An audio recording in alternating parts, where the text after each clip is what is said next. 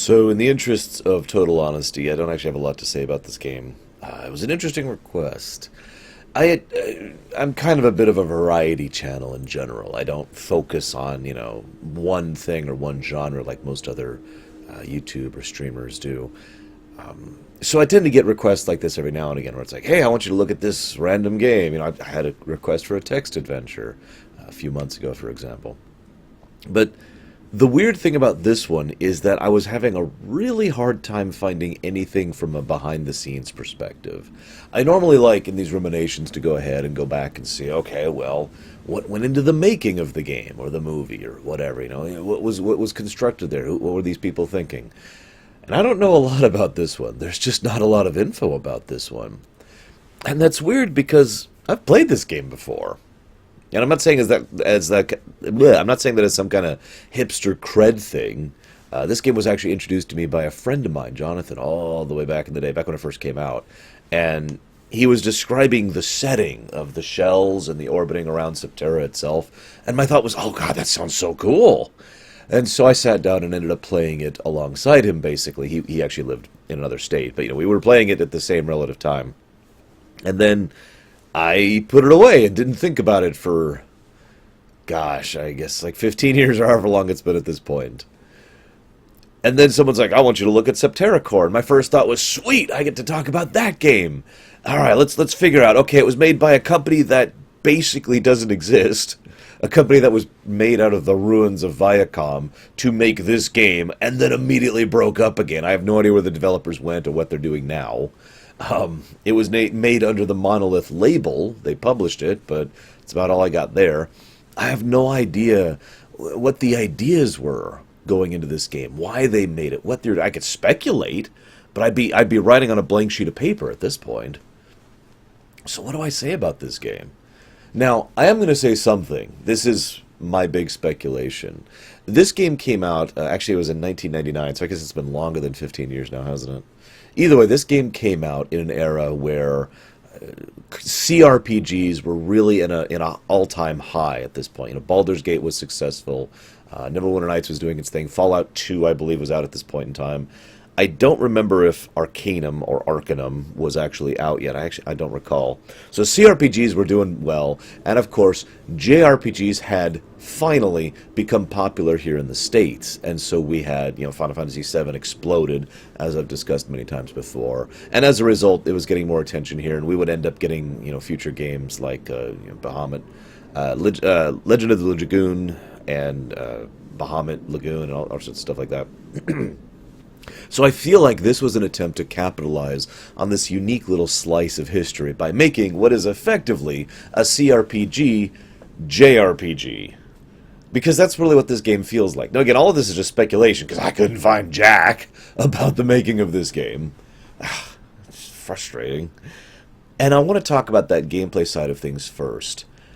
The gameplay isn't what I would call great.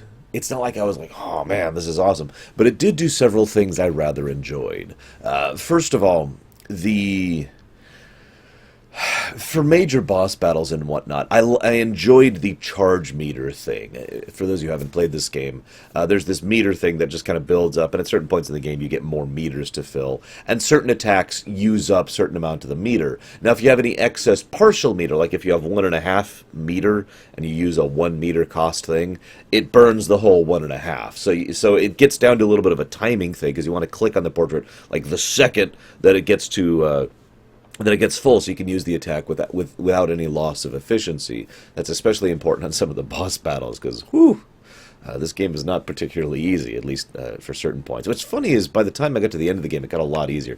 Pretty much the moment you start getting really good fate cards, the game just kind of starts nosediving in terms of difficulty. I'm not sure what I think of that. But I like that thing. It isn't quite the Mario RPG thing of, active button pressing and interactive turn-based combat, but it's like a step halfway towards that. So I found that a little more engaging than just, all right, attack, attack, attack, or auto battle, or, whatever. I also have to admit, the Mirror Law Chaos combo was a little bit overpowered as soon as I found out about that one. That was fun. Whoops, forgot to mute my phone. That's so rare that I do that. I'm sorry, guys. Then So the design of the overworld and the dungeon world both very much felt to me like a combination of the JRPG thing and the CRPG thing. Although if anything, I was kind of reminded of Fallout 2. Okay, well here's where I am, and I need to get over there. I'm gonna over. By the way, huge praise to the world maps. In all sincerity, I loved how they presented the different shells. I'll talk about that later. So and then you go into the dungeon, the town layer, whatever you want to call that. Whoop. Talk to NPCs again, just like your typical CRPG. But what I really liked was the battlefield, which you could do for optional experience or parts or whatever, and the way they handled the dungeon mechanic, where you can't rest. It made it feel like the entire dungeon was presented as one encounter that you're just picking your way through different phases of. And it would be very easy for that to be frustrating and annoying, but I feel like they did a good job of making it so that as long as you're keeping up relatively, you have you have a good chance of getting through it without being too frustrated or too irritated or whatever.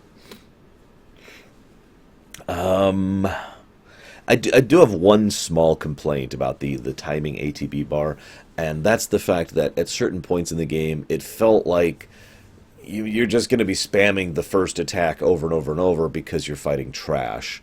And what I'm trying to say is that the only fights where the ATB bar filling gauge system actually mattered was the major encounters, major event encounters and boss fights. Doskius is a great example that I know he's the last boss, but, it's the one that's the most relevant in my mind because I just finished the game, so I suppose that makes sense. But on trash fights, on just general, all right, here's an encounter fights, it was, especially in the battlefields again, it was just like, all right, attack, attack, attack, attack. And I know that's kind of what a trash fight is. I just think that trash fights are something that need to stop existing in RPGs in general, in my opinion. Now, I also have one small complaint, and that's the fact that there's generally a lack of music except in combat. I mean, there's some decent ambient music, or I shouldn't say music, sorry, sounds, that help to flesh out certain of the areas, but there's just a lack of music, and that has always bothered me in games, and just forever. I got to the point where I just pulled up iTunes on the side and was like, okay, well, I'm on Shell 6 right now, so let's pull up the dungeon playlist. I'm on Shell 7 now, so let's go ahead and pull up the Dead Despair playlist, etc., etc. Because I needed some kind of music, right? I also want to comment on the weirdness of the way they do side quests. There's not that many side quests at all. I probably missed a couple, in all honesty. I was kind of in a hurry, as I always am for Ruminations. But there's two side quests which are practically mandatory. Now, thankfully, I did actually have a game fact to help me out with these two things. I was kind of being weirded out by it, because there's an interesting little mechanic. See, Led and Lobo, for fairly obvious reasons, really don't like each other. And there's a little variable that means that they will randomly attack each other, most notably Led to Lobo, rather than whoever it is you actually want them to target. The same thing goes for Corgan and Selena, actually. But if you do their side quests, then that's no longer an issue. Now, this was relevant for me because Led and Lobo were both arguably two of my favorite party members, alongside Aram, were the three I enjoyed using the most. So I kind of wanted them to not be killing each other, and as it happens, when you get to the final dungeon, there's sections where you're basically forced to split up the party, and Corgan and Selena will be in a party, and Led and Lobo will be in a party. So there you are, final dungeon, and if you hadn't done those side quests, sucks to be you. Not sure what I think about that. It makes sense. I mean, I applaud it for that. It makes sense, because Led despises Lobo for what Lobo is. But of course, Lobo, and we know this, isn't really responsible, having been given free will and all that. And so going on this whole side quest to diffuse the Jinnum bioweapon, or Jinnam, I don't remember how they pronounce it, sorry, the bioweapon, that makes sense. It would help Led to be like, oh, okay, you're not so bad after all. And same thing with Corrigan and Selena, going on the whole side quest to help his people finally be able to rest at peace, getting the relic back, etc., etc. That's all good. I like that. I like being engaged. I like wanting to have a lore reason for going to do this stuff, and I like that it has gameplay consequences. So, I don't know. I'd call that a net positive. It's just kind of a weird situation to talk about. Speaking of weird situations to talk about, I suppose I don't actually have much else to say about the gameplay. I'm checking my notes here really quick. So I suppose we'll go ahead and talk about the...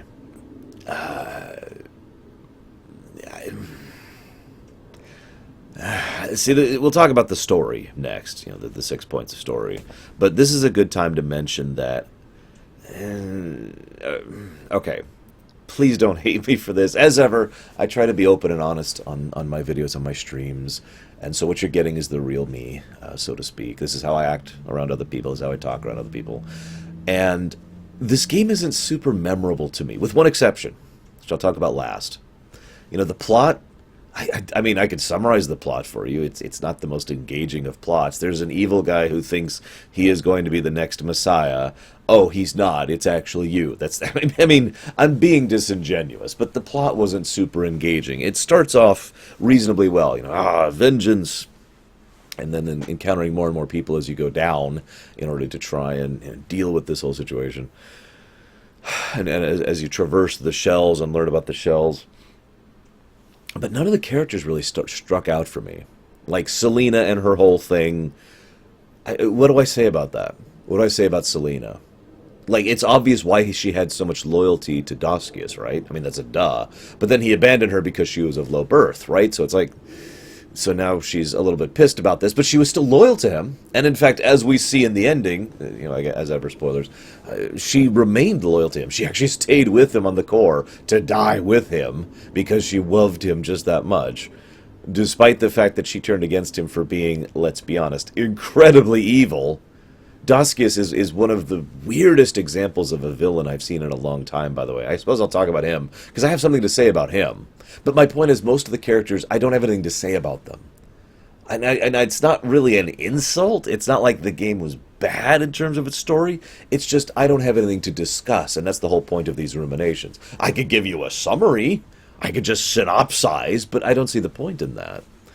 So anybody of you, if you've watched this far into the video, you've probably played this game. I would love to hear your thoughts about the characterization in this game, because I just generally found it fairly lacking. Aram, as I mentioned earlier, he's a character that kind of stuck out for me. The mega arms thing was kind of cool, and his insistence on shifting loyalties, the old boss, the old bad hand, all that fun stuff. That was cool. I like that. I did like Led. He was a character I felt bad for. She's got this whole self-conscious thing going on, and people are just like, oh, Led. But I don't I don't know what to say about Maya, for example. What do I say about Maya? It was cool that we had a main female protagonist, I guess, but they didn't do anything with her, and that's kind of my complaint, regardless of gender, is the fact that she's just there. I mean, she kind of gets the ball rolling, I suppose. I do kind of like the idea. So let's talk about Doskius, then I'll get back to Maya for just a second, because there's one thing I have to share about that. So, Doskius, right? The villain. I always have more to talk about the villains than I do the main characters. I swear I'm not evil, guys. Doskius is a really bland and disinteresting villain, in my opinion. So I do like the idea of how the Chosen operate. It's the kind of thing that caught my attention, caught my interest. This whole... I guess fake paradise kind of thing, right? Shell 1 is this great, beatific place. It's the furthest out. They've got the most sunlight. It's this clean, wonderful, beatific place. And yet the Chosen, the ones on the Shell 1, fight each other all the time for very petty reasons. Like, it's just normal. And it kind of reminds me of what I refer to as the era of the casus belli in real life, where noble lords and aristocrats and kings and princes and dukes and fish and frogs will all fight each other for basically any reason that comes to mind, because that's just how you do it. And they would send troops off to war basically just because. But I love the little niggle that adds that fantasy/sci-fi tint to it of, well, we don't want to mess up our territory. Remember, they need to keep this paradise thing going on. So they gotta fight elsewhere. They have what are they're not quite proxy battles, because they're still fighting each other.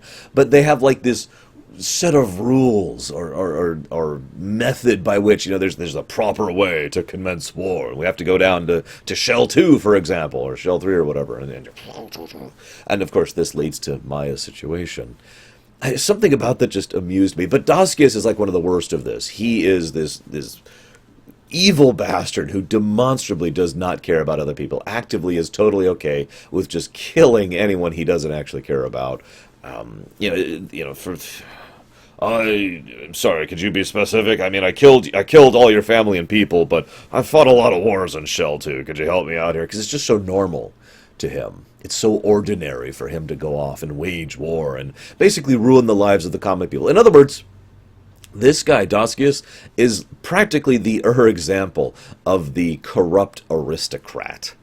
Nowadays, in the modern era, we would call him a fat cat, a corrupt corporate mogul, sitting there patting his... Again, I don't have a belly. It's the second time this week I've had to pat my belly for a visual reference. He's sitting there patting his belly like, yep, this is how this works. You got a problem with it? No, you got to climb your way up the ladder, which you can't because you're poor and worthless. It's that attitude just exudes from him, and he is just a dick about it the entire game, up to and including the final boss. And of course, his whole shtick is that he wants to be the Messiah because he's a direct descendant of Marduk. So it's like, okay, I automatically, like, in addition to being this rich aristocrat asshole, he also has a bit of an entitlement problem because I am a descendant of Marduk.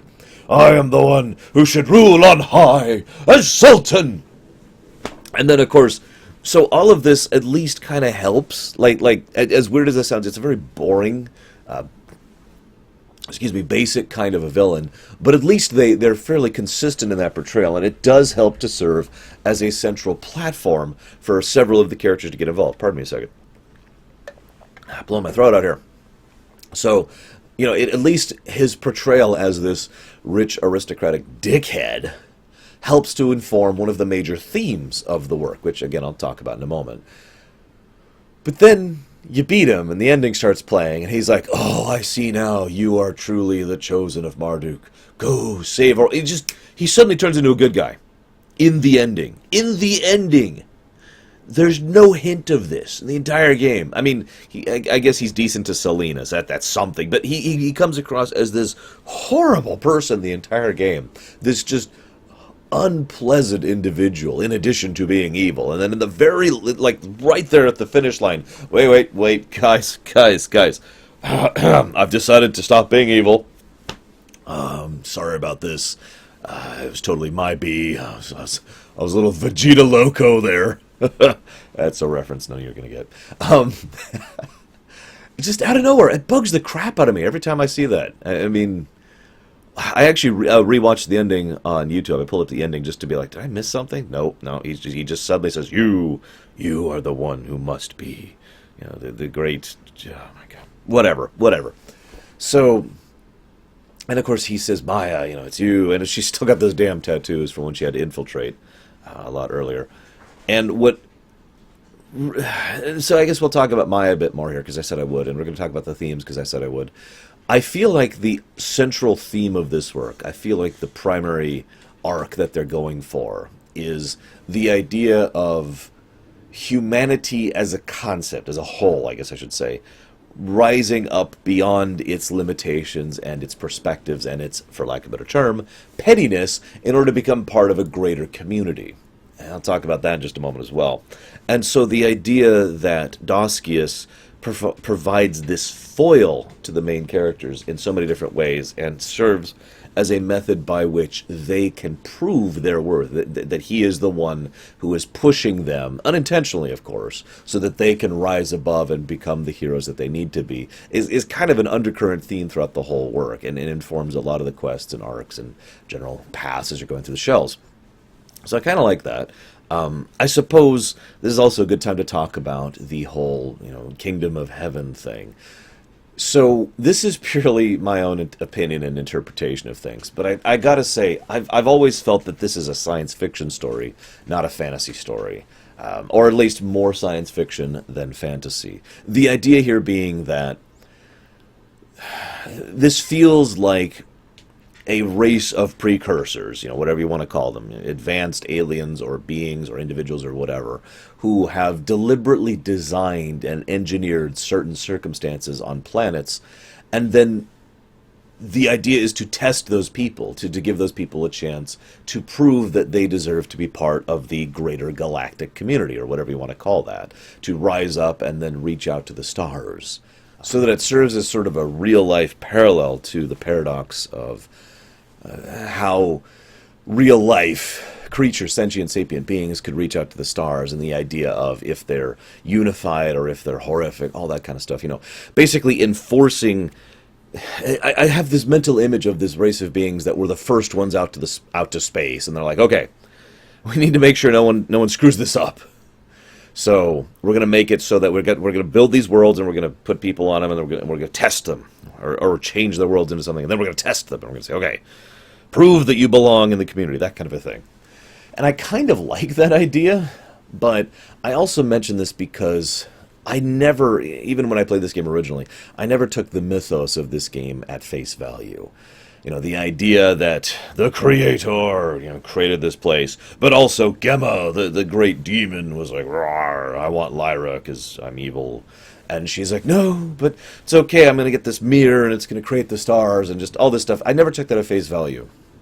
It always sounded more to me like the kind of stories people who don't understand would pass down of events that actually happened, but of course did not actually happen as advertised. That's kind of the impression I always got from that, especially since we found out the whole, gift of heaven, kingdom of heaven thing was completely different from what was advertised in the legends and the myths. So, just, more fuel to the fire on that one.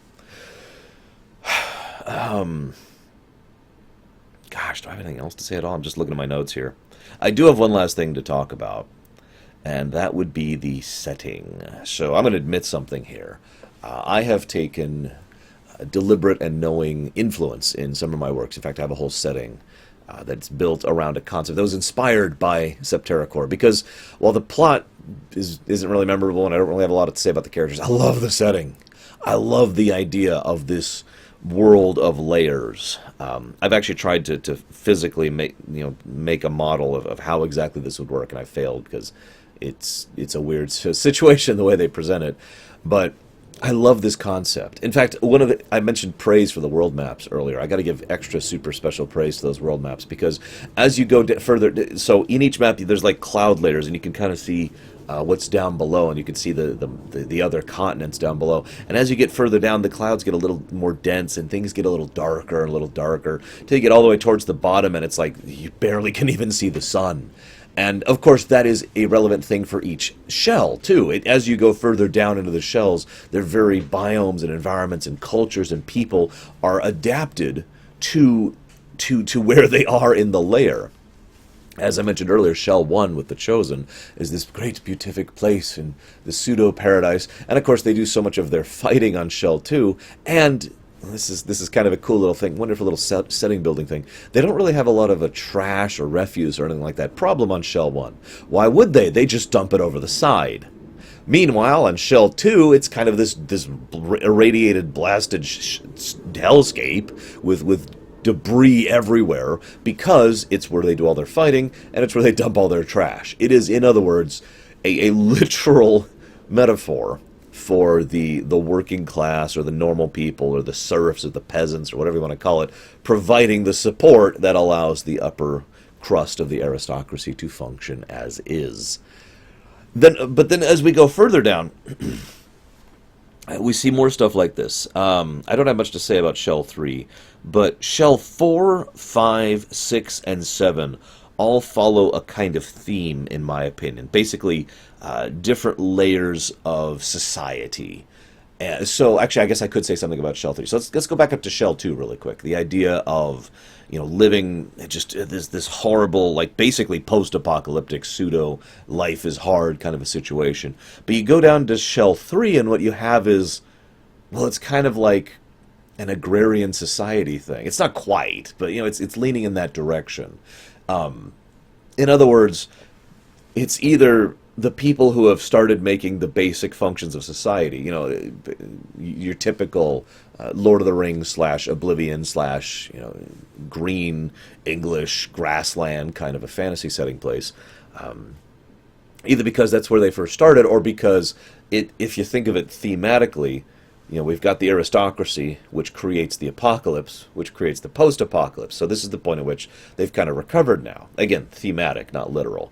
Then we go down to Shell 4, where people have started to industrialize, where people now have cities and everything that comes with a city. They have crime problems and pollution problems and problems with people being abused and all the horrible stuff, but also the progress, the ideas that come with being a city and being an industrial civilization, greater access to new tech, which allows for more variety of options and lifestyles and economic principles, all that fun stuff. And then you go back down below 5.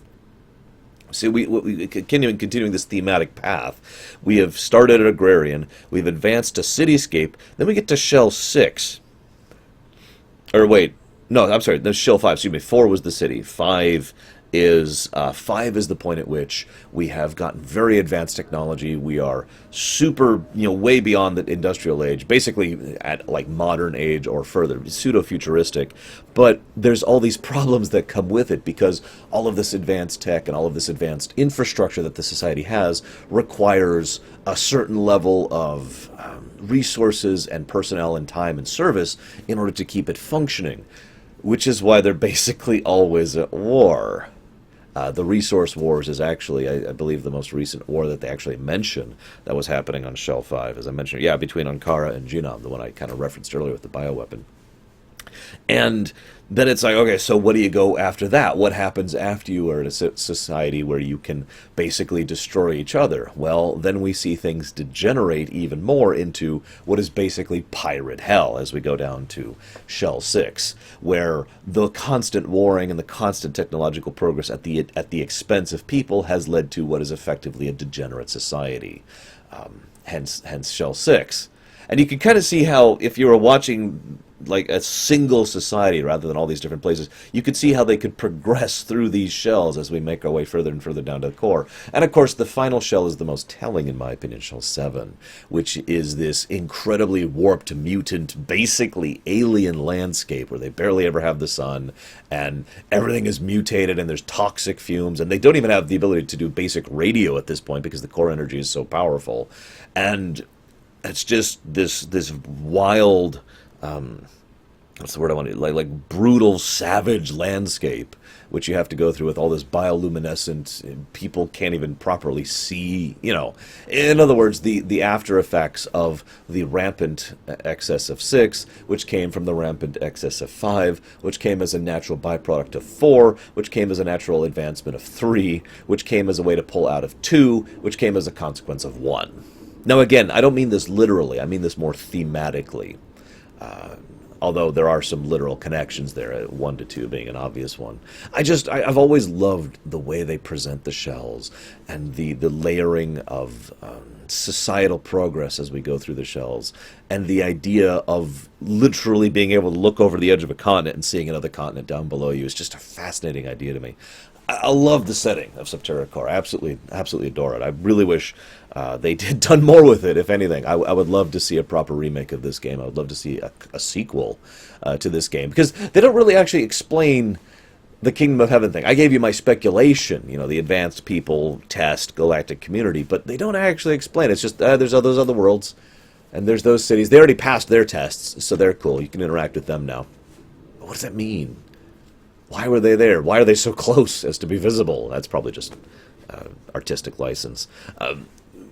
What does it mean? I would love to know more about that. So if any of you guys ever have any thoughts or comments or speculation, your own theories and works on the matter, I'd love to hear it. I'd love to hear it. Unfortunately, I don't have anything else to share myself. It was actually kind of a treat going through this game again. I wish I had more to talk about. And I will see you guys next time.